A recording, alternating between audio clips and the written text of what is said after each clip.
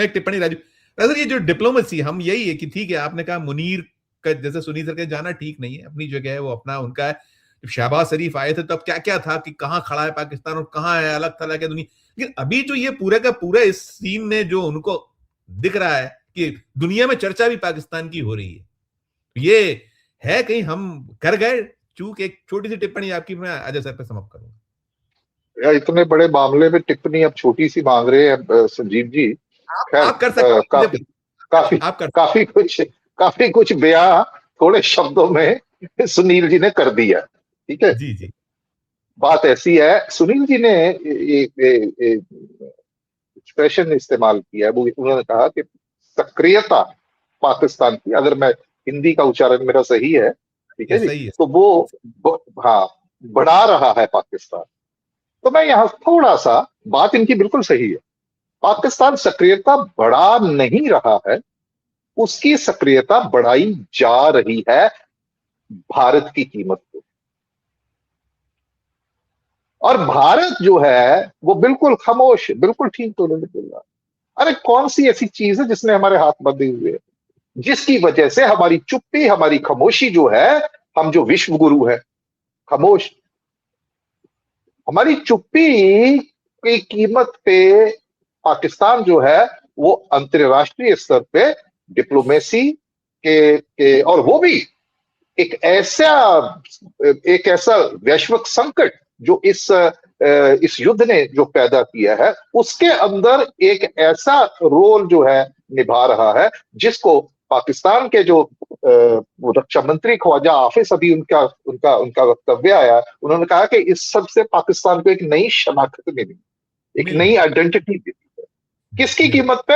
हमारी चुप्पी की कीमत पे। अब सवाल ये पैदा होता, हम चुप क्यों है?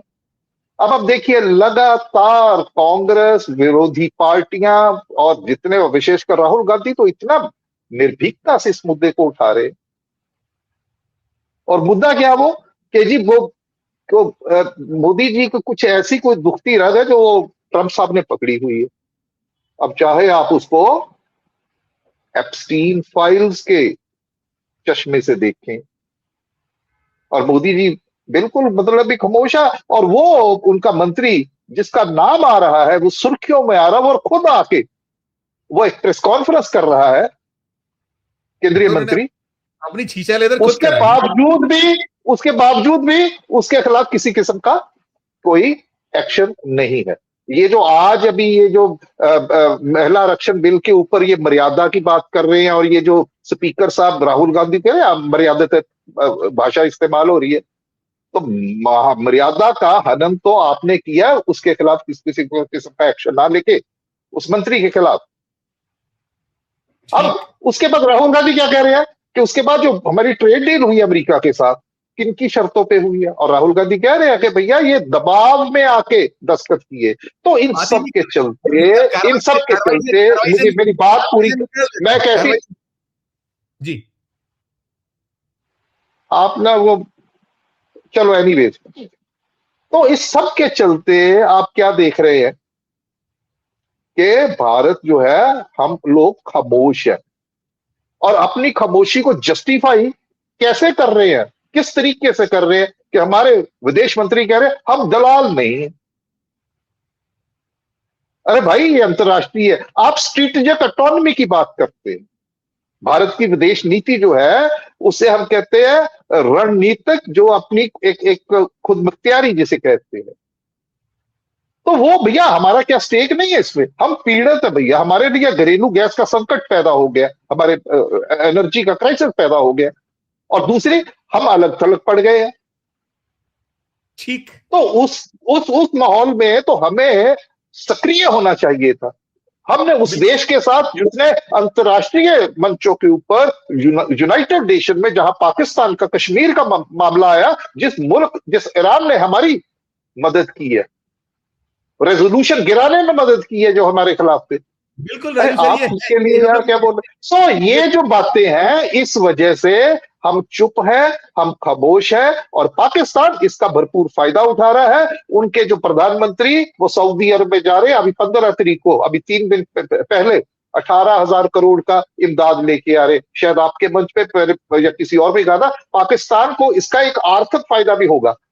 और उसके दोनों हाथों में लड्डू है, वो चाइना भी खुश है, अमेरिका भी खुश है, और वो कह रहे हैं, और ये और भी बढ़ेगा, क्योंकि जब वो कह रहे हैं कि अगर इस्लामाबाद में बातचीत होती है, इसका हल निकलता है, कोई समझौता होता है, तो ट्रंप कहते हैं वहां, तो ट्रंप के हाथ में हम, इसलिए हम चुप है। हमारी जो हमारी क्या कहते हैं उसको, क्या बोल रहे हैं, नहीं दुखती रग नहीं, हमारी वो कठपुतली वाला होता है ना, जो कि हम कुछ कठपुतली है उसके हाथ में, तो उसके हाथ में हमारी वो सारी है, इसलिए हम बोल नहीं पा रहे हैं, इसलिए असहज है।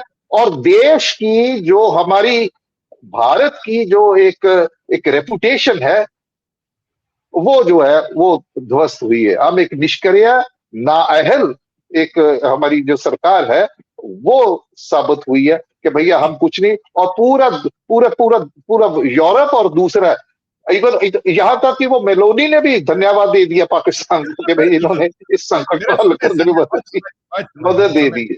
बिल्कुल।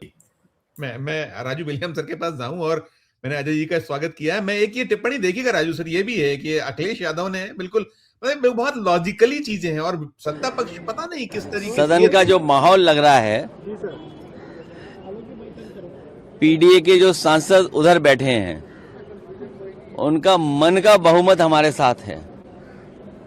जो पीडीए के सांसद उस तरफ बैठे हैं उनका मन का बहुमत हमारे साथ है, और उनके वादों पे क्या भरोसा करें, क्योंकि वादे कई उन्होंने किए, तो इसीलिए उनके वादों पर भरोसा नहीं किया जा सकता।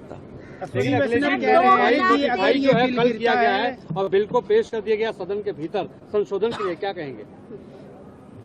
बीजेपी क्या कर सकती है ये बाद में ही पता लगता है। कुछ भी बीजेपी कर सकती है, अभी वोटिंग से पहले भी कुछ कर सकती बीजेपी। 2023 का जो बिल था उसको कल नोटिफाई किया गया है, और तो बीजेपी न अपने वादों पे टिकती है, न इरादों पे टिकती है। वो परिस्थितियों के हिसाब से कब बदल जाए पता नहीं लगता है। कल जो होम मिनिस्टर ने सर एश्योरेंस दिया था, उन्होंने कहा था कि मैं अपनी जुबान देता हूँ, इसको आप लोग किस तरह से देखते हैं? उनके किसी भी वादे पे भरोसा नहीं किया जा सकता है। उनके किसी भी वादे पे भरोसा नहीं किया जा सकता है।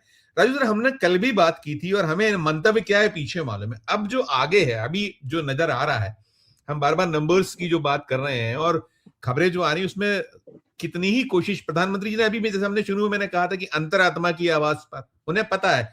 अब इसका जो अगला दृश्य ऐसा दिखता है कि ये लड़ाई अब सड़क पर होने वाली है, और जो बीजेपी की एक शैली है उसके पीछे का जो छुपा हुआ है कि राजनीतिक बल है, बार बार विपक्ष ने कहा है, तो कल से सड़कों पे दिखेगा शायद कि हम तो चाहते थे, हमें नहीं करने दिया। ऐसे ही कुछ दृश्य देखते हैं। और जो बाकी राहुल गांधी, जो भी सुनील जी ने कुछ बातें की, जो छूटी हुई चीजें हो, दोनों पर एक टिप्पणी आपकी, फिर अजय सर से मैं टिप्पणी लूंगा। पहले आप, क्योंकि मुझे एक युद्ध पर भी, एक बहुत इंपॉर्टेंट युद्ध पे कुछ चीजें उस पर भी चाहिए, तो जितना आप संक्षिप्त सारगर्भित कर सकें कृपा होगी आप सभी। देखिए, ये जो आपका सवाल है उसके जवाब में मैं हवाला देना चाहूंगा तमिलनाडु के जो मंत्री हैं त्यागराजन।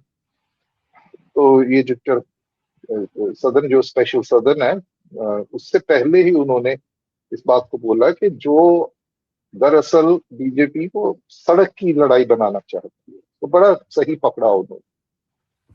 तो देखिए, बीजेपी मूलतः है ये जज्बात पे राजनीति करती है, और जज्बात जो है वो फिर सड़कों पे दिखाई पड़ते हैं। और उसका हमने देखिए हर बार इतने सालों से, कोई त्योहार हो, कोई जातीय मुद्दा हो, कोई दूसरा हो, उस पे वो सड़कों पे आते हैं।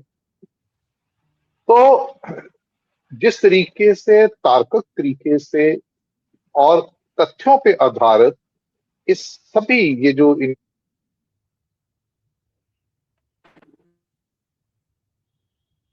आपकी आवाज राजू सर, आपकी आवाज नहीं आ रही है। आवाज देखिएगा कहीं आप म्यूट तो नहीं हो गए। आवाज आपकी नहीं आ रही राजू सर। राजू सर, आपकी आवाज नहीं आ पा रही, कुछ आवाज आपकी नहीं आ पा रही। सर सुनील सर, आवाज नहीं आ रही है शायद। हाँ, आवाज अजय सर सुन, राजू सर आवाज नहीं आ रही है। अब आप वो है, आई नहीं आई, अनम्यूट कीजिए पहले, वो म्यूट है। हाँ म्यूट है। वो म्यूट है। हाँ म्यूट हुआ।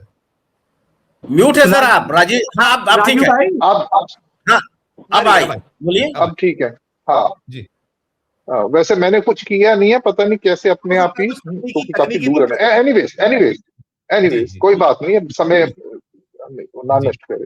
तो मेरे कहने का तात्पर्य कि जिस तरीके से इस सबको काट दिया, ये जो लेके आए, उस पर जितनी भी चर्चा अभी तक हुई है, तो इसमें कोई दो राय नहीं, कोई शंका या का स्थान नहीं है उसमें कि विपक्ष जो है वो पूरी तरीके से इन पे भारी पड़ा है। अब देखिए कि जो जो अभी आपने क्लिप दिखाया राहुल गांधी जी का, और जिस तरीके से जो जो किरण रिजिजू बात कर रहे हैं, रिएक्ट कर रहे हैं, और जिस तरीके से लोकसभा के जो स्पीकर हैं, जिस तरीके से वो बार बार वो टोक रहे हैं, तो आपको पता चलता है वो कितना असहज महसूस कर रहे हैं, और बार बार वो मर्यादा की बात कर रहे हैं। अब राहुल गांधी ने तो कोई ऐसा नहीं, वो एक जादूगर वाला उन्होंने शब्द के, ये असंसदीय शब्द नहीं है ये मर्यादा वाला। तो राहुल गांधी के हमने देखा है सिलसिले में कि मर्यादा सिर्फ सदन के अंदर नहीं, बाहर भी मर्यादा कायम रखते हैं।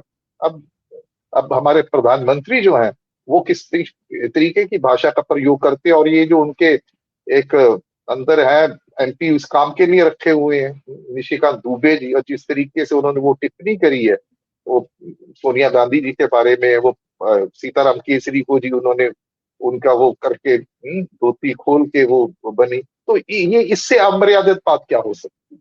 तो ये जो टकोरियों वाली भाषा है, मर्यादा से गिरी हुई बातें हैं, हम अक्सर देखते आ रहे हैं।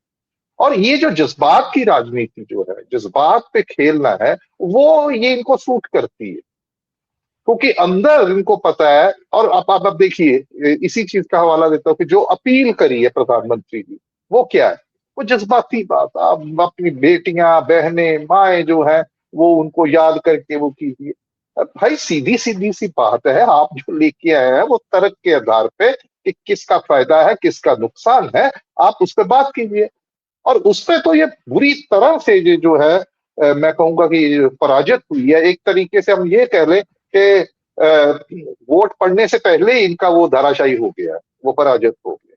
तो बात जो लोगों में गई है, ठीक है, संख्या बल है, ये जोड़ तोड़, इनका जज्बात और जोड़ तोड़, ये दो चीजें हैं जिसपे बीजेपी खेलती है, ठीक है। तो उसमें आप कुछ करके आप कर सकते हैं, बैकडोर से आप, इससे पहले भी हुए हैं, राज्यसभा में इन्होंने बिल पास करवाए। तो उस तरीके से आप देखें कि ये जो बुलडोज करने वाली जो इनकी रणनीति है, वो थोड़ी देर के लिए तो कारगर सिद्ध हो सकती है एक चुनाव, लेकिन लंबे समय के लिए अब आहिस्ता वो बात नहीं बनेगी। अब लंबे समय के लिए उसमें जो उसको बावजूद इतने इलेक्शन हारने के, 99 इलेक्शन हारने के बाद राहुल गांधी वहां पे डटे हुए हैं, और उसके लिए जो सहनशीलता, एक सब्र और पेशेंस जिसकी जरूरत है, क्योंकि ये ऐसे इसको आप हटा नहीं पाएंगे। इस काम में ये माहिर है, ये 24 घंटे यही सोचते हैं।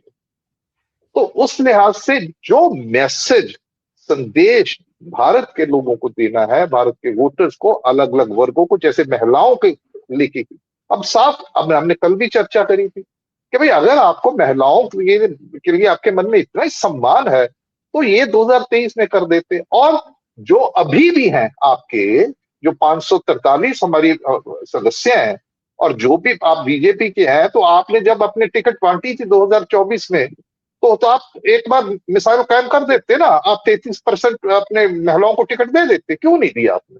मैंने कल आपको आंकड़ों के साथ भी समेत बताया था कि विधानसभाओं के अभी ये जो हैं उनमें कितनी परसेंटेज है इनकी, महिलाओं को जो टिकट दिए, या फिर 4 राज्यों के चुनाव हो रहे।